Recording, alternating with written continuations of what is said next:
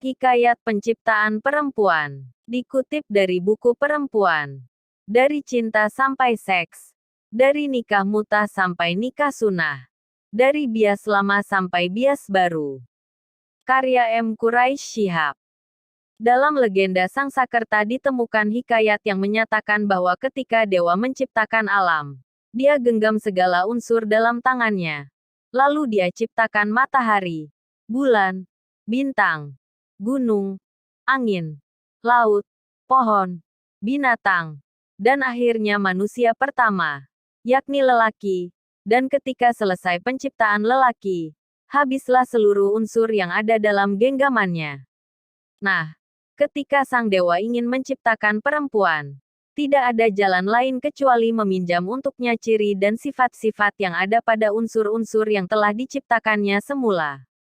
Maka, diambillah dari matahari sinarnya, dari bulan kebulatannya, dari bintang kecemerlangannya, dari gunung ketegarannya, dari angin pancarobanya, dari laut alirannya, dari dahan kelenturannya, dari daun kelembutannya, dari merpati kejinakannya, dari harimau kekejamannya, dari burung merak keangkuhannya, dari api kehangatannya, dan dari salju kedinginannya. Demikian kesemuanya dicampur dalam satu adonan.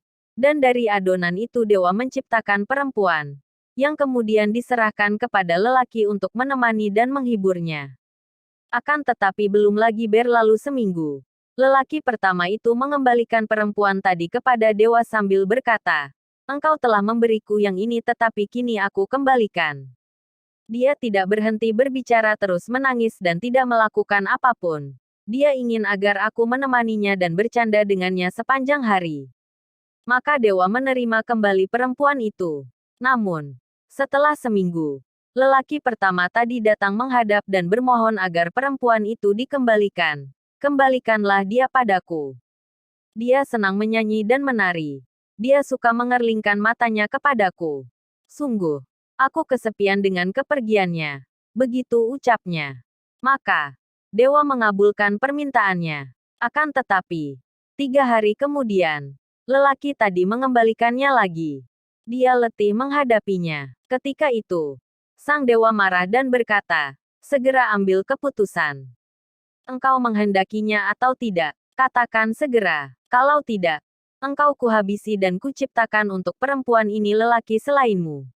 Nah, ketika itu, lelaki tadi tanpa banyak bicara menarik rambut perempuan tersebut dan mengajaknya pergi bersama sambil bergumam, "Sungguh, aku tidak dapat hidup jauh darinya, tetapi tidak juga dapat mendekat kepadanya. Aku tidak dapat hidup bersamanya, tetapi tidak juga dapat hidup tanpa kehadirannya."